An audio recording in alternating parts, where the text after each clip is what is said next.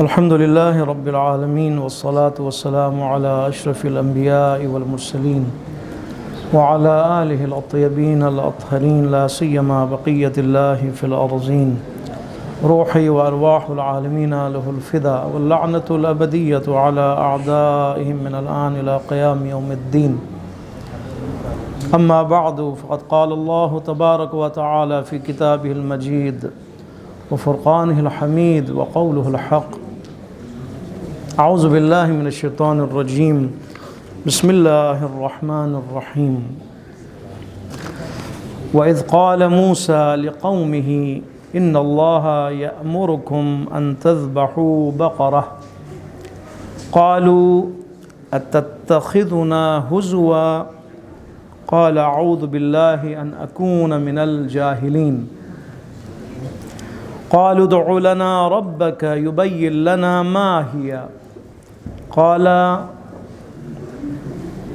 أنه يقول إنها بقرة لا فارز ولا بكر عوان بين ذلك فافعلوا ما تؤمرون. قالوا ادع لنا ربك يبين لنا ما لونها قال إنه يقول إنها بقرة صفراء فاقع لونها تسر الناظرين إلى آخر. الحمدللہ ہماری جو گفتگو ہے سورہ بقرہ کی تفسیر کے حوالے سے 67 نمبر آیت میں ہماری گفتگو ہے. 67 68 69 70 اور 71 بنی اسرائیل موضوع ہے، عنوان ہے. بنی اسرائیل ایک قوم ہے، بہت بڑی تاریخ جن کی ہے اور جس قوم کے لیے بہت سے نشیب و فراز ہیں. پروردگار عالم نے سورہ بقرہ میں اس قوم کے بارے میں ان کے چہروں سے بہت سے پردے اٹھائے ہیں. ایک پردہ اور خداوند متعال اٹھانے جا رہا ہے. وہ پردہ ایک داستان کی صورت میں ہے. داستان گائیں بنی اسرائیل کے گائیں کا تذکرہ. گائیں کو بقرہ کہا جاتا ہے اور سورہ بقرہ کا نام اسی گائیں کی اس قصے کی وجہ سے ہے. ایک واقعہ ہے گائیں کا. یہ واقعہ کیسا واقعہ ہے؟ گائیں کے بارے میں ایک گائیں کو ذبح کرنے کا حکم ہوا خداوند متعال کی طرف سے. اس کی وجہ یہ ہے کہ ایک شخص قتل ہوا. قتل ہونے کے بعد قاتل نامعلوم ہے، قاتل کا پتہ نہیں چل رہا. ظاہر ہے اس زمانے میں قبائلی سسٹم تھا، بہت سے قبیلے تھے. قبیلوں نے ایک دوسرے پر الزام لگانا شروع کیا. کہا اس نے قتل کیا، فلاں نے کہا تم نے قتل کیا، فلاں نے کہا دوسرے نے جو ہے وہ مثلا اسلحہ اٹھایا اور ایک جھگڑے کا ماحول پیدا ہوا. اور اتنی بحث آگے چلی کہ خطرہ یہ ہوا کہ ایک بہت بڑا فتنہ جو ہے وہ برپا نہ ہو جائے اور یہ آگ ایک شخص کے قتل کے بعد یہ آگ پورے بنی اسرائیل کو اپنے لپیٹ میں نہ لے لے. یہ کیس حضرت موسیٰ علیہ السلام کے پاس پہنچا. حضرت موسیٰ کون ہے؟ نبی خدا ہے. حضرت موسیٰ علیہ السلام کے پاس لے کے آئے. کہا یہ ایک بندہ جو ہے وہ قتل ہوا ہے، قاتل کا جو ہے پتہ نہیں چل رہا، ایک دوسرے پر الزام لگا رہے ہیں، اب کس کا کیا کیا جائے؟ اب نبی خدا ہیں، نبی خدا کا خدا سے رابطہ ہے. اب یہاں سے پتہ چلتا ہے کہ ایک نبی کا رابطہ خدا سے کیسے ہوتا ہے اور وہ خدا اس نبی کی مدد کیسے فرماتا ہے اور وہ نبی خداوند متعال کی طرف سے مشکل کشا کیسے بنتا ہے. نبی خدا، ولی خدا رابطہ ہیں خالق اور مخلوق کے درمیان میں. جہاں ہدایت کا ذریعہ ہیں وہیں پہ رابطے کا ذریعہ ہے، جبرائیل کے ذریعے سے، فرشتوں کے ذریعے سے. اسی کو بیان فرما رہے ہیں. وَإِذْ قَالَ مُوسَىٰ. یہ کیس موسیٰ علیہ السلام کے پاس پہنچا. یہ معاملہ ہے، مسئلہ بڑا گڑبڑ ہو رہا ہے اور فتنہ برپا ہو رہا ہے اور یقیناً ممکن ہے خون خرابہ نہ ہو جائے.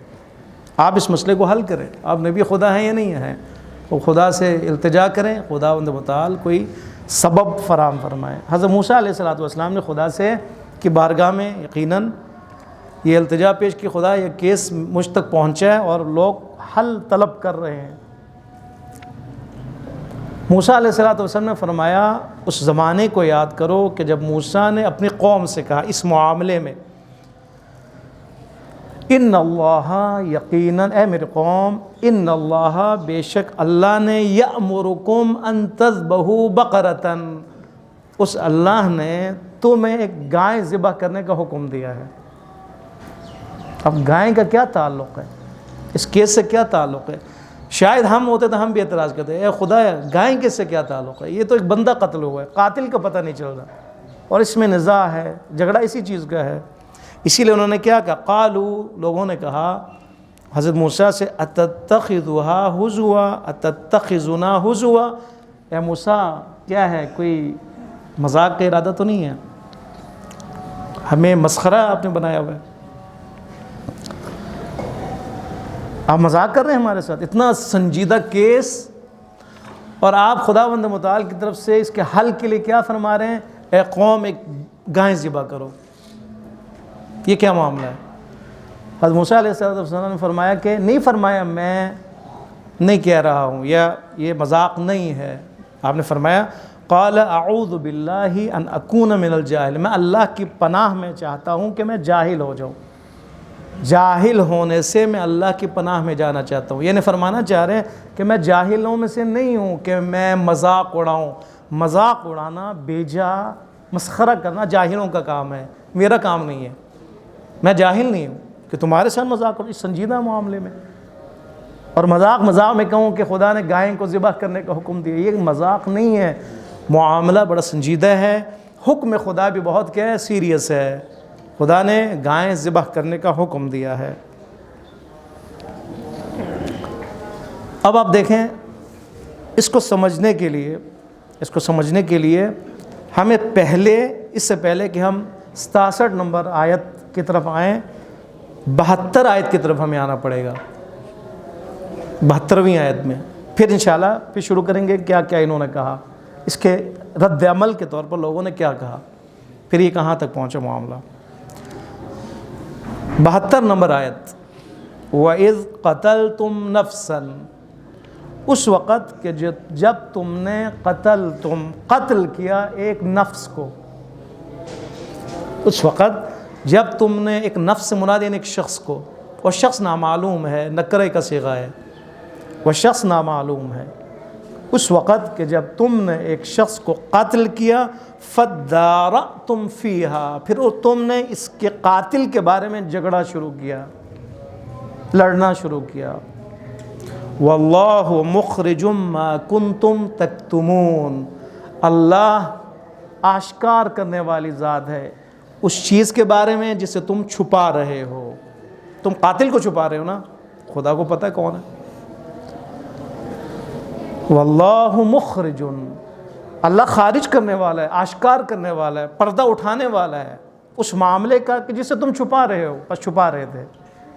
آیت قرآن نے 72 نمبر آیت نے بقرہ کی یہ واضح کیا کہ لوگ یہ قبیلے چھپا رہے تھے، قاتل کو چھپا رہے تھے، اور اللہ کے ہاں کوئی چیز نہیں چھپتی، یہ راز ہمارے لیے راز ہے، یہ پردے ہمارے لیے پردے ہیں، چھپانا مخلوقات کے درمیان میں ہے، خدا علیم بذات الصدور ہے، ہم نے ابھی ارادہ ہی نہیں کیا، خدا کو پتہ ہے ہم کیا ارادہ کر رہے ہیں۔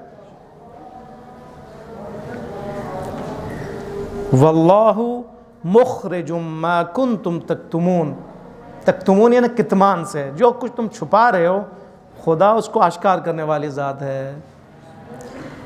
اس کے بعد فَقُلْ نَضْرِبُوهُ بِبَعْضِهَا، پھر ہم نے کہا اس گائے کو جو ذبح کیا تم لوگوں نے، اس کے ایک حصے کو اس مقتول کے ایک جسم پہ، کسی جسم کے حصے پہ جا کے مارو۔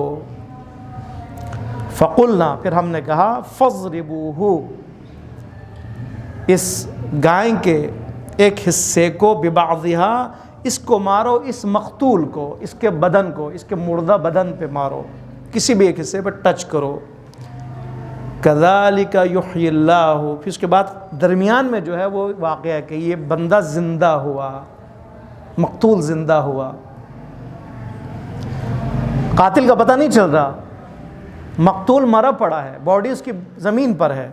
خداوند متعال نے لوگوں کے اس مطالبے پر کہ ہمیں قاتل کا پتہ چلنا چاہیے، موسیٰ کے پاس یہ کیس لکھ گیا ہے، خوب لوگ نہیں بتا رہے، لوگ کتمان کر رہے ہیں، لوگ چھپا رہے ہیں، لیکن خدا کے ہاں کوئی چیز چھپتی نہیں ہے۔ تو خدا نے کیسے اس معاملے کو حل کرنا چاہا؟ امتحان لیا ایک گائے کے ذریعے سے کہ دیکھیں یہ لوگ کیسے اس امتحان میں پاس ہوتے ہیں۔ دیکھا کہ کتنے ضدی ہیں۔ خداوند متعال کا امتحان یہ کہ کتنے بہانہ تراش ہیں، یہ ان کا بہانہ کہاں تک چلتا ہے؟ آیا حکم موسیٰ پر عمل کرتے ہیں یا نہیں کرتے؟ موسیٰ کو نبی مان کر اس ظاہراً جو مسخرہ، ظاہراً جو مذاق لگتا ہے کہ اس کیس کا گائے کا اس سے کیا تعلق ہے، امتحان لینا چاہ رہا ہے خدا، ورنہ خدا جو ہے وہ بتا سکتا ہے، جبرائیل کے سے اس کا نام لے سکتا ہے، ہاں ان کو بتا دو فلان زید جو ان کا قاتل ہے مثلاً۔ لیکن خداوند متعال نے ڈائریکٹلی طور پر اس مسئلے کو حل نہیں کیا، بلکہ ایک جانور کے ذریعے اس مسئلے کو حل کرنا چاہا، تاکہ ساتھ ساتھ اس قوم کا ایک اور امتحان بھی لیا جائے کہ یہ قوم ہدڑم ہے یا نہیں ہے، یہ قوم بہانہ جو ہے یا نہیں ہے۔ اب دیکھا کہ اس قوم نے بہانے پہ بہانہ تراشے، ٹھیک ہے، اس گائے کو قتل نہیں کرنا چاہا۔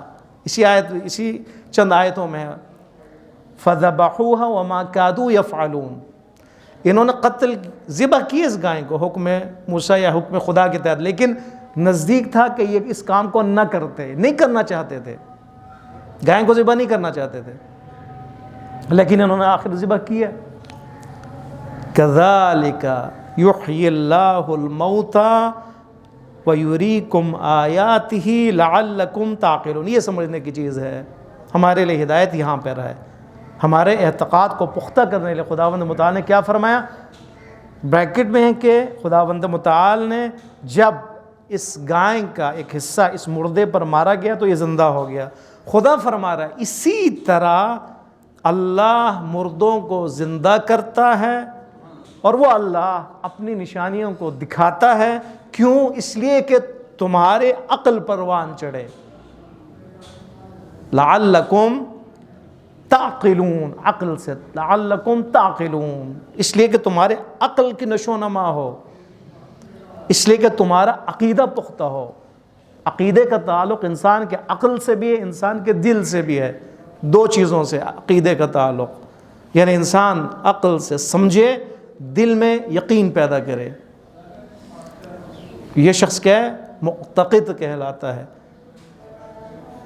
سمجھے پہلے کیا رہا ہے خدا کرنا کیا چاہتا ہے، خدا نے خلق کیوں کی ہے، خدا اس واقعے کو کیوں بیان فرما رہا ہے۔ وہ ایسا تو نہیں ایک صرف تاریخ ہے، ہسٹری ہے، بلکہ یہ عبرت بھی ہے، جیسے کہ پچھلی نشست میں عرض کیا، عبرت ہے۔ ہم نے جانا اس واقعے میں اپنی طرف لوٹ کے آنا ہے کہ آئے ہمارا یہ کردار تو نہیں ہے، ہم آئے بہانہ جو تو نہیں ہے، ایسے تو نہیں ہے خداوند متعال ایک حکم فرماتا ہے، آرڈر فرماتا ہے، ہم بنی اسرائیل کی طرح بہانے پہ بہانہ تراشتے ہیں اس لیے کہ یہ کام نہ کیا جائے، ایسا تو نہیں ہے۔ یہ ہم فوراً چشم بستہ فوراً اطاعت کے لیے تیار ہو جاتے ہیں، یہ امتحان ہے ہمارے لیے، فوراً ہم آرڈر کو مانتے ہیں یا نہیں مانتے، یا بنی اسرائیل کی طرح بھی آپ دیکھیں گے ترجمے میں کہ بنی اسرائیل نے ٹال مٹول سے کام کیا، آخر اپنے آپ کو مشکل میں ڈال دیا۔ گائے کو ذبح کرنا تھا، خود گائے کو ذبح کر دے، سوال پہ سوال، سوال پہ سوال، سوال پہ سوال، اپنے آپ کو پھنسا دیا انہوں نے۔ آخر میں اتنی بڑی قیمت دینی پڑی اس گائے کی خرید میں، پھر گائے کہیں مل بھی نہیں رہا، پھر جا کے ایک جوان کے ہاں صرف ایک ہی شخص ہے، اس کے پاس یہ گائے ہیں جو نشانیاں خداوند متعال نے بنائی، پھر جا کر سونے کے دام میں، یعنی اتنا وزن کتنے من کلو کے عوض یہ گائے پھر خریدا، پھر ذبح کیا، اس کو ذبح کرنے کے بعد پھر ٹچ کیا، مس کیا، اور یہ شخص زندہ ہوا۔ اسی طرح پروردگار عالم زندہ فرماتا ہے کس کو؟ مردوں کو، جس طرح اس شخص کو زندہ کیا ہے۔ معاد، قیامت، عقیدہ قیامت، عقیدہ معاد، عقیدہ معاد یعنی وہ معاد اس میں زمان، اس میں مکان کا صیغہ ہے، یعنی معاد یعنی وہ مکان وہ زمان دونوں ہو سکتے ہیں کہ جب لوگوں کو زندہ کیا جائے گا، وہ زمانہ معاد یعنی وعدہ گاہ، یہ وعدے کی جگہ، یہ وعدے کا زمانہ، وعدہ ایک وعدہ ہے، وہ وعدہ کیا ہے؟ اس کو معاد کہا جاتا ہے، یہ معاد کا زمانہ، یہ معاد کا ٹھکانہ مکان، یعنی وہ وقت کب ہوگا اور کہاں ہوگا کہ ہر انسان کو زندہ کیا جائے گا جو سارے مر چکے ہوں گے. اس کو کہتے ہیں معاد. خدا کیا فرما رہا ہے؟ اسی طرح جس طرح اس مردے کو زندہ کیا، اسی طرح اللہ مردوں کو زندہ فرمائے گا. اور یہ جو بیان، یہ قصہ ہے، یہ اللہ کی نشانیوں میں سے ایک نشانی ہے، تاکہ ہمیں پتہ چلے ہاں زندہ کرنا خدا کے بس میں ہے. امکان معاد جسے کہا جاتا ہے امکان معاد. آیا معاد ممکن ہے یا نہیں ہے؟ ایک یہ مسئلہ ہے. آیا دوبارہ زندہ کرنا، آپ خود جو ہے نا وہ سوچیں کہ پورے جہاں ختم ہوگا، پورا سسٹم ریامیٹ ہوگا، نہ سورج نہ چاند نہ کچھ، نہ سارا. قرآن نے ذکر کیا سمندر جو ہے وہ پھوٹ پڑیں گے، پھر سارے خاموش، سورج خاموش، چاند ہر روشنی خاموش، زلزلہ، اور پھر اس کے بعد پورا سسٹم ختم. وہ اس وقت زندہ ہے، وہ سارے مر جائیں گے، سناٹا، سارے ہر مخلوق جو ہے وہ مر جائے گا، خدا کے علاوہ سارے مر جائیں گے. آپ اس کو سوچیں کیا ہوگا، یعنی پورا سسٹم خراب، ختم، نابود، کوئی بھی زندہ نہیں ہے خدا کے علاوہ، فرشتے بھی نہیں زندہ، ایک جانور بھی زندہ نہیں ہے، ایک چونٹی بھی زندہ نہیں ہے. ایک دم سور پھونکا جائے گا، ایک اور عالم، سارے اپنے قبروں سے اٹھیں گے. یہاں پہ یہ معاد ہے نا، یہ معاد یعنی وہ وعدے کا وقت آ گیا جی، اٹھیں جی، سارے اٹھیں گے. سورہ یاسین میں سارے اپنے قبروں سے اٹھیں گے اور دوڑیں گے. اس کو آپ غور کریں، یہ ہے معاد، یہ ہے روز قیامت. ہمارے ذہن میں سوال آتا ہے آیا ممکن ہے یہ ہو، یا وہ کہ جس کے جو معتقد نہیں ہے اس کے ذہن میں آتا ہے یہ کیسے ہو سکتا ہے؟ سارے مر جائیں پھر زندہ ہو جائیں. ایک معاد کے امکان پہ بحث ہوتی ہے. آیا معاد یعنی قیامت، یعنی لوگوں کو دوبارہ زندہ کرنا اور ایک عالم دوبارہ اس کا برپا ہونا، آیا ممکن ہے یا نہیں ہے؟ اس کے بعد دلیل کی بات آتی ہے. مثلا پہلی بات ہے، مثلا اگر ہم کہیں کہ آیا اس مسجد کو ایکسٹینڈ کرنا ممکن ہے یا نہیں ہے، اس پہ بات ہوگی. پہلے ممکن ہے یا نہیں ہے، امکان ہے اس مسجد کو توسیع دی جائے، پھر بعد میں ہوگی کہ اس کی دلیل کیا ہے، توسیع کیوں دی جائے، کیا فائدے ہیں، نقصان تو نہیں ہے. آیا ممکن ہونے کے بعد توسیع ممکن ہے، ممکن ہونے کے بعد کیوں ممکن ہے، یعنی کیوں توسیع دی جائے، کیوں ایکسٹینڈ کیا جائے، اس کی وجہ کیا ہے، کیا ضرورت پڑی کہ اس مسجد کو زیادہ بڑا کیا جائے پہلے سے. دو چیزیں، یعنی ممکن ہے، جب آپ کہیں ممکن ہے، ہاں ممکن ہے، زمین پڑی ہے دائیں بائیں ہے، ایک اور پلاٹ خریدا ہے تو ممکن ہے. ممکن ہونے کے بعد بحث دلیل پہ آتا ہے، کیوں اس کو بڑا کیا جائے. قیامت کے دن بھی کے لیے بھی یہ، آیا قیامت کا برپا ہونا ممکن ہے یا نہیں ہے؟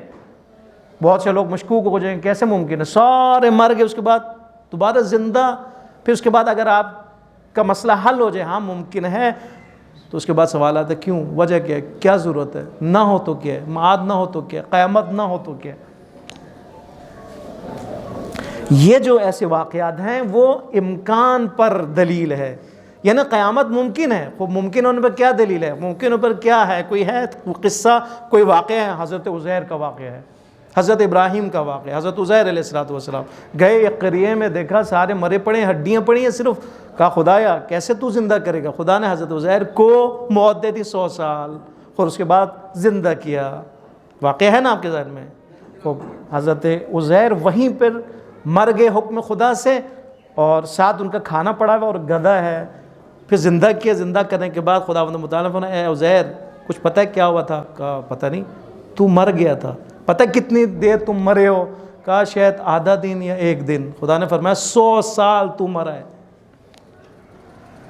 تجھے میں نے 100 سال کے لیے موت دیتی. دیکھو اپنے گدھے کو، جس گدھے پہ تو سوار ہو کے آیا تھا، اب اس کا ڈھانچہ بھی نہیں، ہڈیاں وہاں پہ موجود ہے. دیکھ تیرے کھانے کو، وہ کھانا ابھی تک خراب نہیں ہوا 100 سال. قدرت دکھانا چاہ رہا ہے خدا کہ میرے اندر اتنی قدرت ہے، میں خالق کائنات ہوں. تجھے 100 سال میں موت دوں، ٹھیک ہے، اور تیرا گدھا وہ ڈھانچے میں تبدیل ہو جائے، اور وہی میں خدا ہوں کہ جو اس غذا کو بغیر خراب کیے باقی بھی رکھ سکتا ہوں. تمہیں مار بھی سکتا ہوں، تیرا گدھا بھی مر جائے، اور یہ گدھا تیرے لیے نشانی ہے اس کا ڈھانچہ. دیکھو میں کیسے زندہ کرتا ہوں. حضرت عزیر نے اپنی آنکھوں سے دیکھا کہ وہ ہڈیاں آپس میں جڑتے گئے، پھر گوشت آتا گیا، پھر کھال اس کے اوپر آیا، اس کے بعد یہ گدھا بن گیا. پھر خدا نے فرمایا یہ دیکھو اس طرح میں زندہ کرتا ہوں، اس طرح میں زندہ کروں گا۔ حضرت ابراہیم علیہ السلام کا واقعہ، اور یہ واقعہ ہے اس شخص کو، اس مقتول کو خداوند متعال نے زندہ کیا۔ وہ مرا ہوا زندہ ہو رہا ہے نا، قیامت کے دن یہی تو ہونا ہے، اور کیسے کوئی فرق ہے؟ خدا نے مرا ہوا کو زندہ کرنا ہے، قیامت کے دن معاد میں یہی کام ہونا ہے۔ خوب امکان ہے یا نہیں ہے؟ ممکن ہوا ہی نہیں ہوا؟ ممکن ہوا۔ وہ ممکن ہونے کے بعد کیوں ہے؟ پھر ایک اور بحث ہے، ضرورت ہی کیا ہے؟ معاد کی ضرورت نہ ہو تو کیا ہوتا ہے؟ اس کے اوپر دلیل ہے، نہ ہو تو کیا ہوگا؟ نہ ہو تو اس کی ایک دلیل یا دو دلیل آپ کے سامنے عرض کروں تاکہ ذہن کھل جائے۔ امکان ثابت ہو گیا ان واقعات کے ذریعے سے کہ معاد ممکن ہے، انسان کا زندہ ہونا ممکن ہے، خدا قادر مطلق ہے۔ کیا وجہ ہے؟ کیوں معاد کی ضرورت ہے؟ کیوں ضروری ہے کہ معاد ہو اور یہ انسان مومن اس پر عقیدہ رکھیں؟ اصول دین میں سے ایک یہ ہو، ورنہ یہ انسان مسلمان بھی نہ ہو۔ خدا کی عدالت، یہ ہے پہلی دلیل۔ اگر معاد نہ ہو تو خدا کی عدالت کے خلاف ہے کہ خدا عدالت کرے۔ عدالت کسے کہتے ہیں؟ پاکستان میں تو زیادہ یہ واضح ہے آج کل، انصاف کی بات، عدالت اور یہ وہ سارا عدالت یعنی انصاف۔ انصاف یعنی آپ کسی کو جزا دے رہے ہیں اور سزا دے رہے ہیں، جزا اور سزا، اس کو کہتے ہیں انصاف۔ معاد اگر نہ ہو تو ممکن نہیں ہے انصاف، اور خدا کی عدالت جو ہے وہ زیر سوال چلا جاتا ہے، خدشہ وارد ہوتا ہے۔ یعنی خداوند متعال اس انصاف کے لیے ایک اور عالم کے انتظار میں ہے کہ وہاں پر انصاف دے۔ سوال خوب نہ ہو، یہیں پہ اگر پورا انصاف مل جائے تو کیا یہ ممکن نہیں معاد نہ ہو؟ یہ دلیل ہے، دلیل۔ بس معاد پر ایک دلیل یہ کہ اگر معاد نہ ہو، ایک وعدہ گاہ نہ ہو، ایک زمانہ وعدہ نہ ہو، انسان کو ایک اور عالم کے لیے زندہ نہ کیا جائے تو کیا ہوگا؟ خدا کی عدالت برپا نہیں ہوگی۔ سوال خوب یہیں پہ برپا ہو جائے تو کیا نہیں ہو سکتی یہاں پہ برپا؟ کیوں؟ اس لیے کہ عدالت یعنی سزا دینا جس نے جرم کیے، جزا دینا جس نے اچھائی کیے۔ خوب یہاں پر یہ ممکن نہیں ہے۔ کیوں ممکن نہیں ہے؟ اگر اللہ اگر کسی کو یہیں پہ سزا دے تو وہ سزا، اس کا اثر باقیوں پہ بھی پڑتا ہے۔ یہ خود ناانصافی ہے، ٹھیک ہے؟ ایک شخص نے گناہ کیا، خدا نے اس کو فلج کر دیا، اس کو بیمار کر دیا۔ خوب یہ بیماری کا اثر اس کے اولاد پہ پڑتا ہی نہیں پڑتا، اس کے بچے جو ہیں وہ پریشان ہو جائیں گے، اس کی فیملی پریشان ہو جائے گی۔ اس نے ایک گناہ کیا ہے، خدا نے اس کے سزا کے طور پر کیا کیے؟ مثلاً اس کو بیمار کر دیا۔ وہ بیماری کا اثر کہاں پہ ہے؟ صرف یہ بیمار ہوا ہے، اس کی وجہ سے 4 اور جو ہے وہ ٹینشن کا شکار ہوئے۔ پھر آپ کیا کریں گے؟ یہ خود ناانصافی ہے۔ گناہ اس نے کی ہے، سزا اس کو ملنی چاہیے، اس کو ملی ہے سزا، لیکن اس کی وجہ سے اور کو بھی سزا مل رہی ہے، تو یہ خود بے انصافی ہے۔ کیوں دوسروں کو ٹینشن میں ڈالا جا رہا ہے اس کی وجہ سے؟ کیوں باقی بیمار ہو رہے ہیں اس کی وجہ سے؟ کیوں باقی ڈپریشن کا شکار ہو رہے ہیں اس کی وجہ سے؟ یہ خود ناانصافی ہے، ٹھیک ہے؟ ایک یہ دلیل ہے، یعنی خداوند متعال اگر سزا دینا چاہے دنیا میں تو دنیا کے اندر وہ قابلیت نہیں ہے کہ خداوند متعال ایک کو سزا دے اور باقی جو ہے بچ جائیں اس سے، یہ نہیں ہو سکتا۔ لہٰذا ایک اور عالم کا ہونا ضروری ہے کہ جہاں پر باقیوں پہ اثر نہ پڑے، صرف اس کے اوپر اثر پڑے۔ آپ دیکھیں نا قیامت کے دن سارے بھاگیں گے، کوئی ماں بیٹے سے، بیٹا ماں سے، باپ جو ہے نا فلان سے، شوہر بیوی سے، بیوی شوہر سے، ہر کو اپنی پڑی ہوگی۔ یہاں پہ نہیں ہے ایسا، یہاں پہ جوائن ہے، سارے ایک ہی معاشرے میں ہے، سب پہ ایک دوسرے کے باتوں کا اثر ہے، سزا کا اثر ہے، بیماریوں کا اثر ہے، لیکن وہاں پہ یہ نہیں ہے، وہاں پہ یہ نہیں۔ خوب جزا کے لیے کیا ہوگا؟ یہیں پہ جزا دی تو سزا ہو گئی، خوب جزا کے لیے کیا ہوگا؟ خوب آپ نے انعام ہی دینا نا، ایک نے اچھائی کی ہے اس کے لیے انعام دے۔ علماء کیا فرماتے ہیں؟ اگر معاد یہاں پر اور یہیں پہ جزا دیا جائے تو یہ بھی ممکن نہیں ہے۔ کیوں ممکن نہیں ہے؟ ظاہر ہے ایک بندے نے حج کیا، پروردگار عالم سے جزا دینا چاہ رہا، جزا کے بنگلہ ہے، جزا کے قصر ہے، جزا کے باغات ہے، دے دیا۔ خوب دینے سے کیا ہوگا؟ دوسرے اس کے اس جزا کو دیکھ کے خدا کی طرف آئیں گے، اپنے شوق سے، اپنی معرفت سے نہیں آئیں گے، لالچ سے آئیں گے۔ یہ ہوگا یعنی جب دیکھیں گے فلان کے بعد یہ ساری چیزیں آ رہی ہیں، فلان نے کیا کیا تھا، ایک اچھائی کی تھی، اس کو دیکھ کر بجائے اس کے معرفت کے ساتھ اور سمجھ کے ساتھ دین کی طرف آئیں، خدا کی طرف آئیں، بلکہ کیا ہے لالچ کے تحت آئیں گے، اس کو دیا بس میں نے بھی جو ہے نا یہ اس دین کو اختیار کرنا ہے فلان، لیکن خداوند متعال چاہتے ہیں نہیں، انسان سمجھ کے ساتھ، معرفت کے ساتھ اور واقعاً سمجھتے ہوئے دین کو، اس سسٹم کو، اس خداوند متعال کے اس ہدایتی سسٹم کو سمجھتے ہوئے خدا کی طرف آئے، یہ شخص قیمتی ہے۔ قیمت انسان کی اس وقت ہے نہ خوف سے ہو نہ لالچ سے ہو، بلکہ سمجھ سے ہو، سمجھ سے ہو۔ لہٰذا یہاں پر جو ہے خدا کی عدالت 100% ممکن نہیں ہے، اس کے لیے ضروری ہے کہ ایک اور عالم ہو اور اس عالم میں انسان کو زندہ کیا جائے، اور یہ انسان جو ہے وہاں پر اپنی جزا بھی دیکھے، اپنی سزا بھی دیکھے۔ ایک دلیل یہ کہ اصلاً اس دنیا میں وہ کیپیسٹی نہیں ہے کہ یہاں پہ جزا اور سزا دی جائے، ہے ہی نہیں یہاں پر، اس کے لیے کہ ایک عالم کا ہونا ضروری ہے، ٹھیک ہے نا۔ امکان ہے معاد کے بعد، دلیل کیوں ہے، ضروری کیوں ہے؟ ضروری اس لیے کہ سزا آپ دے ہی نہیں سکتے یہاں پر، کیوں؟ اس لیے کہ میں نے اگر ایک بندے نے 100 کو قتل کیا تو جو اس کو قصاص دیا جا رہا ہے، پھانسی دی جا رہی ہے، وہ تو ایک کے بدلے میں ہے، باقی 99 کا کیا ہوگا؟ علاج ہی نہیں ہے دنیا میں یہ، اس کو 90 دفعہ یا 100 دفعہ اس کو اس 100 کے بدلے میں قتل کیا جائے، لیکن آخرت میں یہ ممکن ہے، آخرت میں یہ ممکن ہے، اس کو مارا جائے گا پھر زندہ کیا جائے گا، مارا جائے گا پھر زندہ کیا جائے گا، جلایا جائے گا پھر اس کے دوبارہ اس کے کھال دوبارہ آئیں گے، پھر دوبارہ اس کو جلا دیا جائے گا، پھر چلتا رہے گا، وہاں پہ یہ ہو سکتا ہے۔ ایک شہید ہو، شہید کی مثال دی علماء نے، جزا دیا جائے گا، جی جزا بھی نہیں دے سکتا، یہ دنیا میں وہ قابلیت نہیں کہ اس انسان کو جس نے اپنے آپ کو خدا کے راہ میں فدا کیا ہے اس کو جزا دی جائے۔ جو دنیا چھوٹی ہے وہ بڑا ہے، یعنی انسان کی اتنی قیمت ہے کہ دنیا اس کے سامنے چھوٹی پڑ جاتی ہے۔ شہید نے اپنے آپ کو فدا کیا، پوری دنیا بھی دے دی جائے پھر بھی کم ہے، نہیں ہو سکتا۔ اس کے لیے ایک عالم چاہیے، ایک اور عالم چاہیے کہ جہاں پر یہ زندہ ہوں اور خداوند متعال ان کو بے تحاشا لامتناہی نعمتوں سے نوازے، لامتناہی زندگی اس نے اپنے آپ کو فنا کیا، خدا ہمیشہ کی زندگی اس کو عطا کرے، ٹھیک ہے۔ یہاں میں ہمیشہ کی زندگی تھوڑی ہے، آخر اس نے مرنا ہے، کیا کہ اب جزا ممکن نہیں ہے یہاں پر، آخر موت ہے اس کے لیے، لیکن وہاں پہ موت نہیں ہے، خوشخبری ہے ہمارے لیے، وہاں پہ موت کا تصور نہیں ہے، وہاں پہ ٹینشن نہیں ہے، وہاں پہ بی پی نہیں ہے، وہاں پہ شوگر نہیں ہے، وہاں پہ ڈاکٹر کے پاس جانے کی ضرورت نہیں ہے، وہاں پہ ٹوائلٹ کی ضرورت نہیں ہے، وہاں پہ معدے میں درد نہیں ہے، وہاں پہ سر میں درد نہیں ہے۔ ایسے عالم کا ہمیں انتظار ہے، ہم ڈرتے ہیں۔ فتمنوا الموت، اولیاء خدا کی نشانی کیا ہے؟ وہ موت کی تمنا کرتے ہیں، اسی لیے اگر وہ واقعا سمجھا ہو اور عاقل انسان ہو، وہ عاقل کیا ہے؟ وہ ہمیشہ کی زندگی چاہتا ہے۔ اور جب ہمیشہ کی زندگی چاہتا ہے اور دوسری طرف وہ پتہ ہے یہاں پہ موت ہے، ہمیشہ نہیں رہنا، پھر عشق کس چیز سے ہے؟ اس زندگی سے کیوں عشق ہے اس کو؟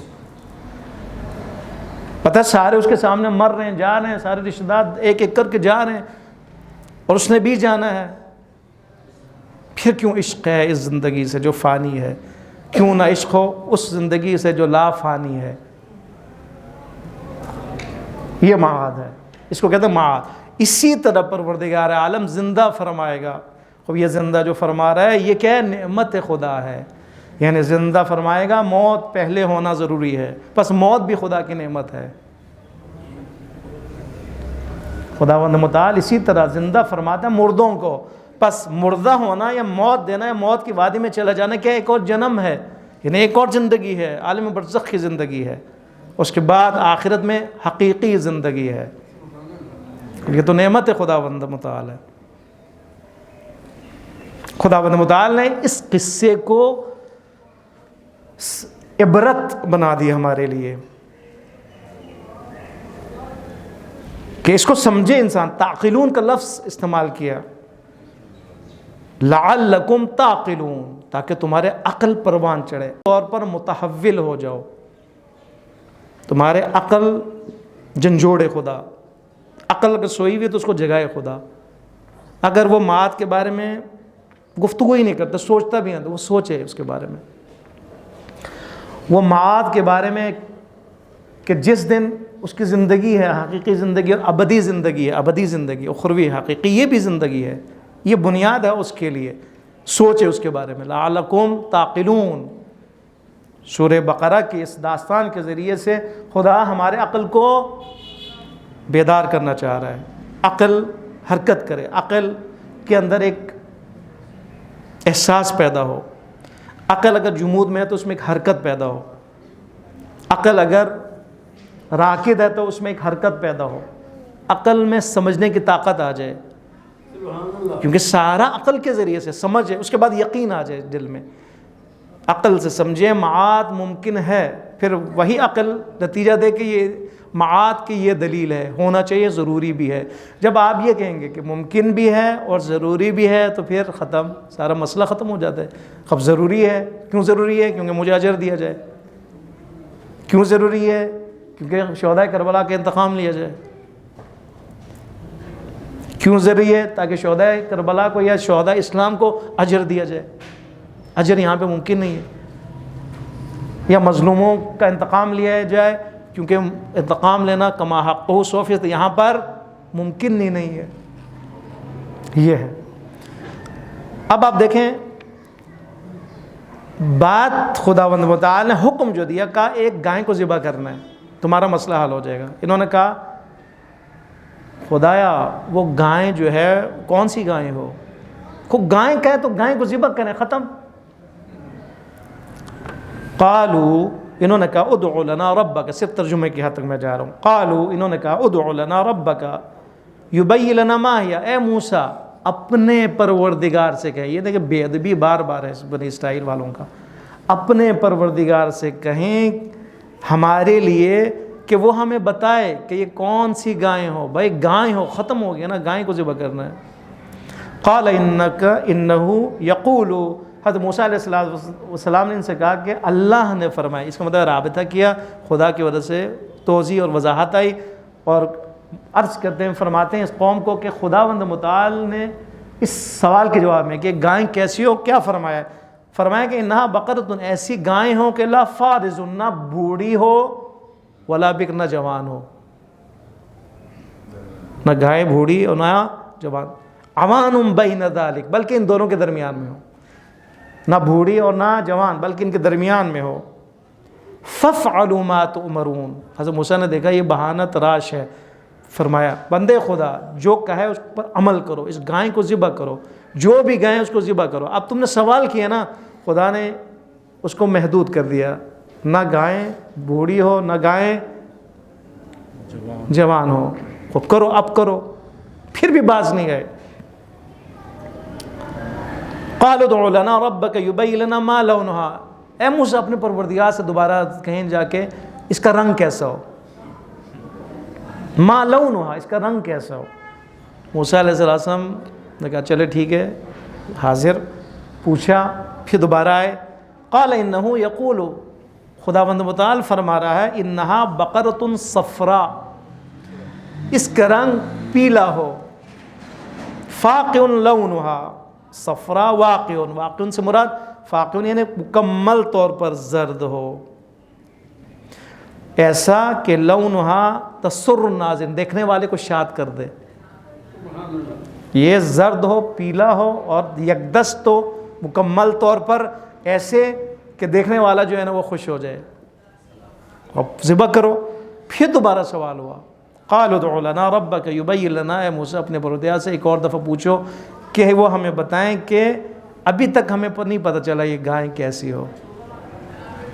بتا دیا نہ جوان ہو نہ بوڑھا. اس کے بعد رنگ کے بارے میں پوچھا، کہا پیلا مکمل طور پر ایسے کہ دیکھنے والے کو شاد کر دے. ابھی بھی کہہ رہے ہیں کہ یبین لنا ما ہی، یہ گائے کیسی ہو. دوبارہ پوچھو اپنے پروردگار سے. ان البقرہ تشابہ علینا، یہ ابھی تک ہمارے لیے مشتبہ ہے، ابھی تک ہمیں نہیں پتہ چلا یہ کون سی گائے ہوگی. وَإِنَّا إِنشَاءَ اللَّهِ لَمُهْتَدُونَ. اگر اب آپ نے ایک اور نشانی کری بتائی نا تو ہم ہدایت پا جائیں گے اس گائے کے بارے میں، یعنی ہم پہنچ جائیں گے اس گائے تک. قال انه یقول. پھر حضرت موسیٰ علیہ السلام نے زحمت فرمائی، خدا سے پوچھا اے خدایا بتائیے کہ کیسا ہو، ابھی تک ان کو پتہ نہیں چلا یہ گائے کیسی ہے. قال انه یقول. دوبارہ اپنے آپ کو سختی میں ڈال دی انہوں نے، نشانی پہ نشانی پوچھ رہے ہیں. اب ظاہر خدا جواب دے رہے ہیں اور یہ خود مشکل میں پھنس رہے ہیں. جتنا پوچھ رہے ہیں اتنا وہ گائے جو ہے اس کا پیدا ہونا یا ملنا مشکل ہے. خدا نے حضرت موسیٰ فرماتا قال انہ یقول، وہ اللہ فرما رہا ہے انہا بقرۃ، یہ ایسی گائیں ہو لا ذلول تثیر الارض، کہ کبھی اس گائیں کے ذریعے حل نہ چلایا گیا ہو. مزید مشکل میں پھنس گئے نا ابھی، یعنی یہ گائیں تربیت شدہ نہ ہو حل چلانے کے لیے، کبھی بھی اس گائیں کے ذریعے سے زمین پر حل نہ چلا ہو. ولا تسقی الحرث، اور کبھی بھی اس گائیں کے ذریعے سے پانی نہ نکالا گیا ہو. مزید مسئلہ ہو گیا یہ. اس کے بعد مسلمۃ، سالم ہو، بیمار نہ ہو، کوئی بھی جو ہے نقص اس کے اندر نہ ہو. اور مشکل میں لا شیۃ فیہا، ایک دھبا بھی اس کے اندر نہ ہو. اور مسئلہ ہو گیا. اب پوچھو اور پوچھنا، نہ جوان نہ بوڑھا، درمیان میں، رنگ پیلا اور یکدست، اتنا کہ دیکھنے والے کو خوش کر دے.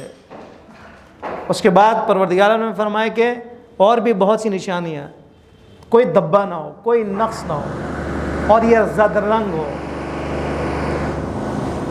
پھر انہوں نے کہا قالوا الان جئت بالحق، اب موسیٰ آپ نے اب صحیح کہا، اب ہم پہنچے اس گائے تک، اب آپ نے حق بات کی. وہ حق بات تو پہلے کی ہوئی ہے نا، گائے کو ذبح کرنا ہے، گائے کو ذبح کرے. کس نے کہا آپ کو سوالات کرے؟ انسان اس طرح پھنساتا ہے اپنے آپ کو. فلان حکم دیا، کیوں روزہ کیوں جی؟